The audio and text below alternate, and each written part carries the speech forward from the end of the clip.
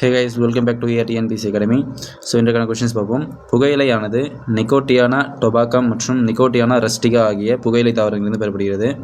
இவற்றின் இளம் கிளைகளின் உலர்ந்த பதப்படுத்தப்பட்ட இலைகள் உலகளாவிய வணிக ரீதியிலான புகையிலை தயாரிப்பில் பயன்படுகின்றன. அதில் இருக்கும் நிக்கோட்டின் எனும் ஆல்கலாய்டு புகையிலைக்கு ஒருவர் அடிமையாதலை ஏற்படுத்துகிறது. நிக்கோட்டின் பார்த்திங்க அப்படின்னா கிளர்ச்சியை தூண்டும் மிகவும் தீங்கு விளைவிக்கின்ற நச்சுத்தன்மை வாய்ந்த பொருளாகும். ஓகேங்களா?